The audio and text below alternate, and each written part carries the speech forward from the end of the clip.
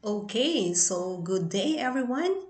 My name is Dr. Lorly B. Tanhay and I am your professor in the subject Forensic to Personal Identification. So our lesson for today is all about the rules in selecting delta and core. So our intended learning outcomes are the following. Number one, determine the focal points of fingerprints which are essential in identification, fingerprint identification. Second, explain the rules in selection of the core and delta.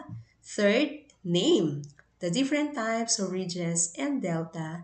And the last one is to demonstrate the proper selection of core and delta following the rules.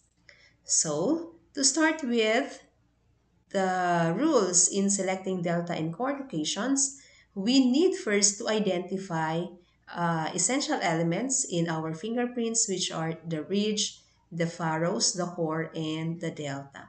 So, when we say ridge, it's the elevated portion of the skin, which is black in the fingerprint impressions, this one, those printed black, which are a heel structure found on the epidermis of the skin that is containing the sweat pores. So, we also have the furrows. It's a depression or the white spaces. So, this one. This is a spaces in between the ridges in the fingerprint impressions. We also have the type lines, which is considered as the innermost ridges that start parallel, diverge, tend to surround or surrounding the pattern area. We cannot determine really, we cannot perform a classification formula without having first identifying the type lines and the pattern area. So it's very important for a fingerprint examiner to determine first the type lines or the boundaries which the fingerprint examiner will focus his attention in conducting the fingerprint examinations. So basically, we have two types, the type lines and the pattern area, which is the main point of interest in determining the fingerprint pattern and characteristics. Okay, so when you say type line, it's referring to the innermost ridges, this one. Okay, if you are going to look at the characteristics, it says that it's the two innermost. So in this ridge pattern, there are no other ridge or two innermost ridges that are running parallel except these two ridges. So the other one tend to surround while the top ridge surrounds the pattern area. So this is a concrete illustration.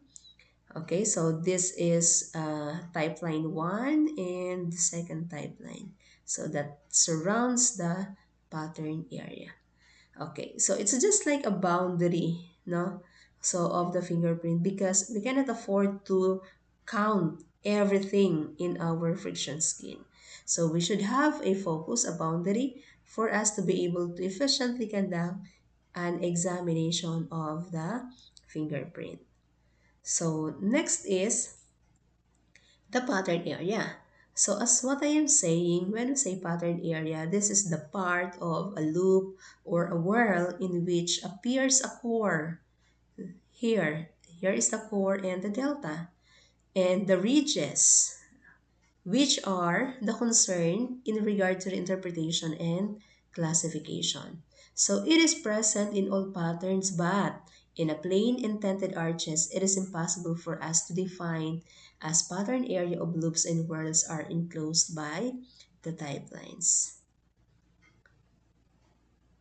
So again, when you say pattern area, this is the area where we have to focus our attention, especially in determining the ridge characteristics.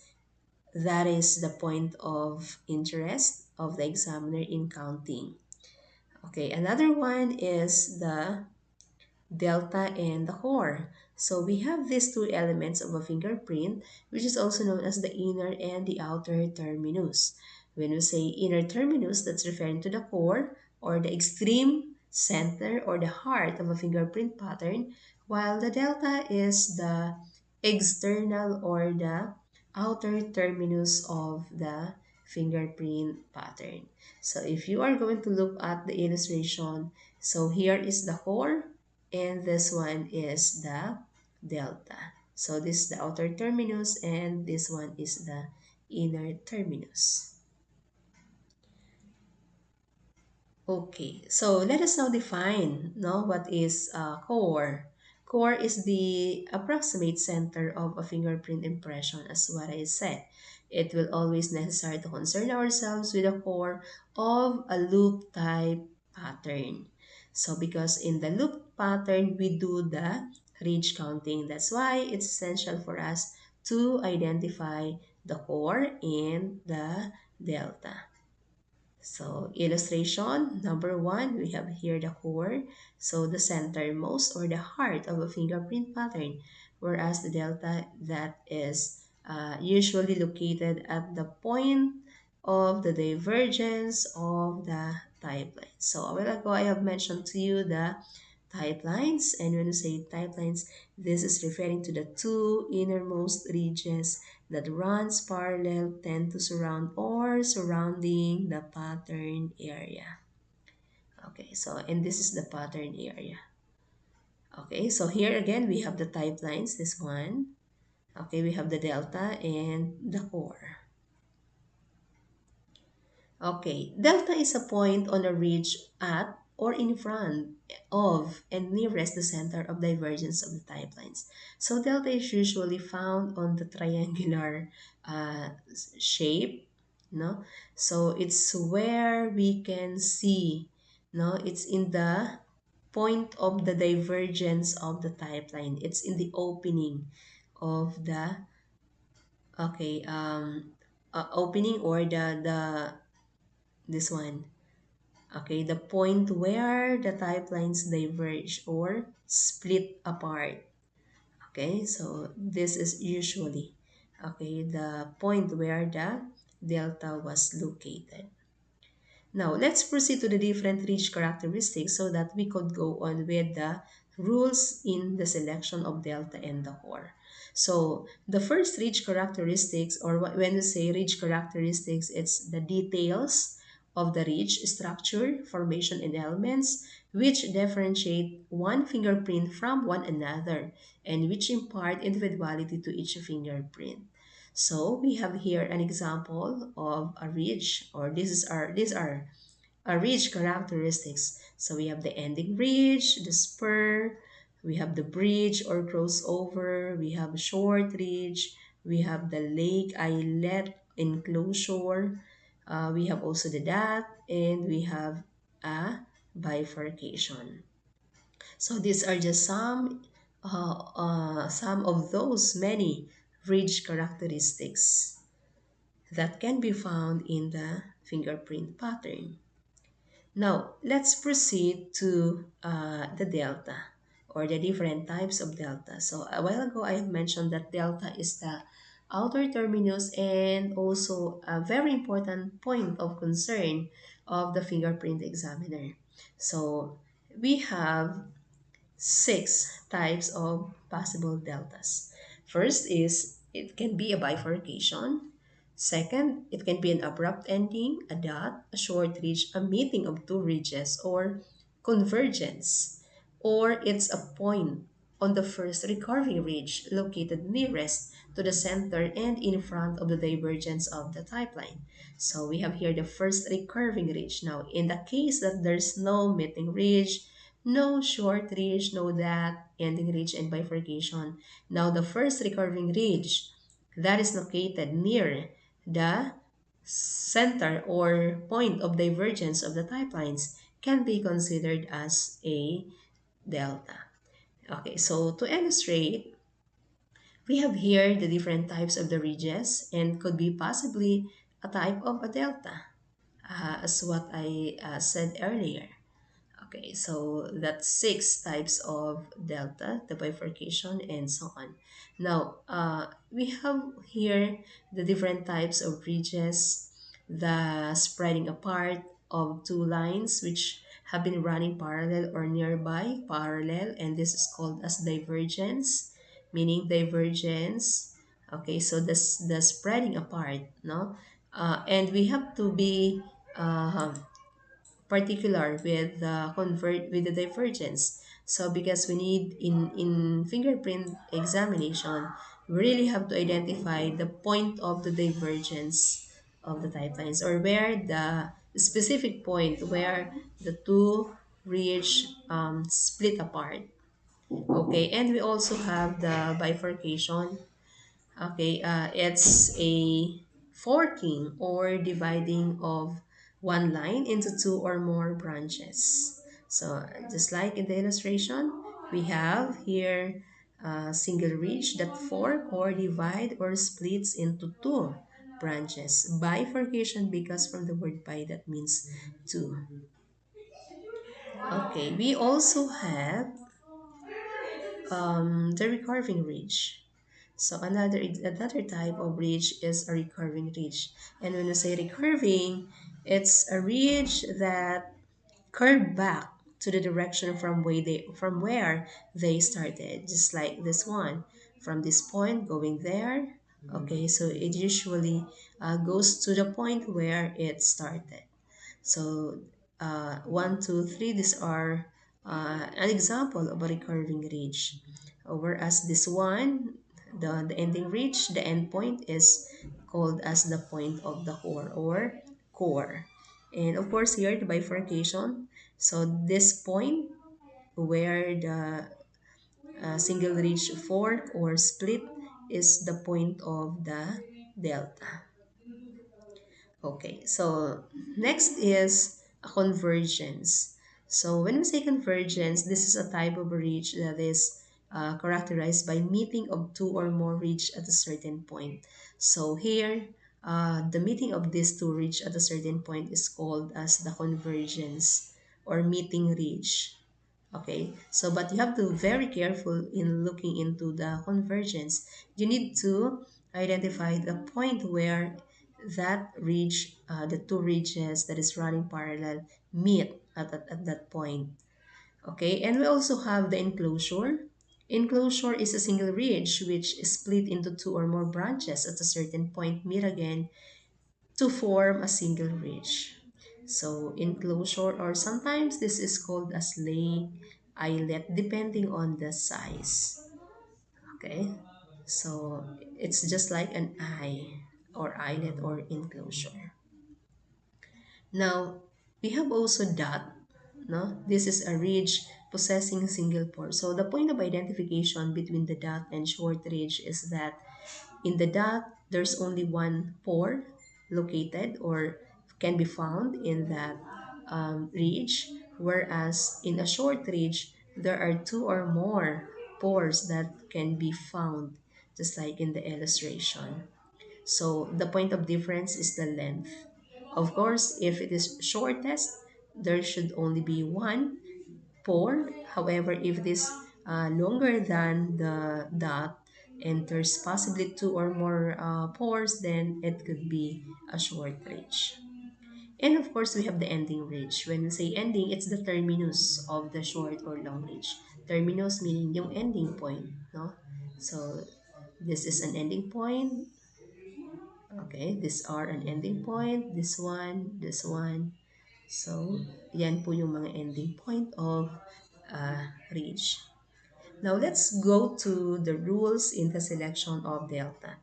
So, for us to be able to do the classification of the fingerprint, we need first to determine the rules. There are 5 rules in the selection of the delta. So the first rule is that the delta may not be located at a bifurcation which does not open towards the core. So in this case, there are two possible deltas. Okay, there are two bifurcation. The other one is facing outside, whereas the second type is facing towards the core. Now in this case, since there are two types of bifurcation, the rule says that the one that is opening towards the core should be chosen. Okay, so we have here the point of the bifurcation, and this is the delta. Okay, so next item or next rule is the rule number two. When there is a choice, between a bifurcation and another type of delta, the bifurcation is always selected. So as an illustration, there are three possible types of delta that is located in or in front or nearest to the divergence of the type lines. So we have the short reach, we have the bifurcation, and we have the dot. Now, according to the rule, when there is a choice between bifurcation and other possible deltas, okay, what we have to do is to choose the bifurcation, as simple as that. Rule number three, when there are two or more possible deltas that conform to the definition, so the one that is nearest to the core will be chosen. So here we have three possible deltas that are all located near or situated near or at the point of the center of the divergence of type lines. So these are the divergence of type lines. Divergence means this part where the two ridge separates. Now, we have three types of possible deltas, the dot and the two short ridges. Okay, so which are all equally situated in the divergence of the type lines. So in this case, what we have to do is to choose the one delta that is nearest to the core. And in this case, this one is the nearest to the core, yung dot. Then rule number four, the delta may not be located in the middle of the running ridge between the type lines towards the core, but at the nearer end only. So what does it mean? So this is a running ridge. This is a short ridge. Okay, and if we are going to draw a straight line here, no, in the point of divergence of the type line, so uh, there are two possible deltas here. Okay, so this is an ending point. This is also another ending point, or the terminus, the ending ridge. Okay, as the rule says, it should not be in the middle of the ridge that is running. It should be at the near end only. So we have two end, no? End one, and this is the ending two.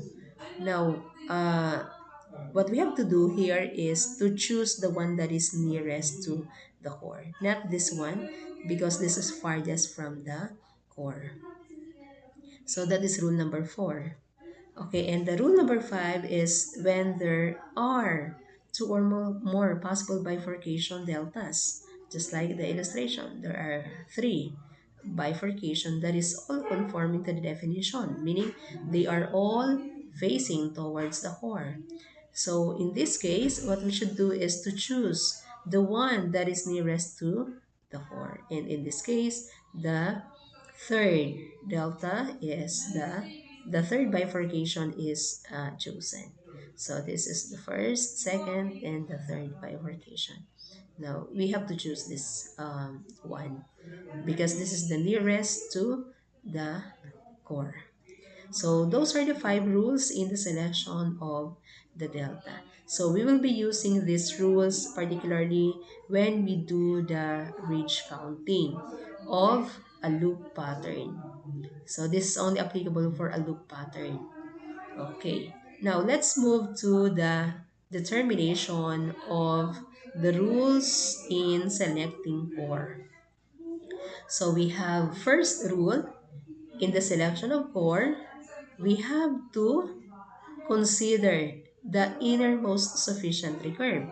So a while ago I have mentioned that when we say sufficient recurve, that is a ridge that is um, that curves back, and there is, when we say there is a sufficient recurve, the qualifying term here is sufficient recurve, meaning this is free from any appendage or distraction.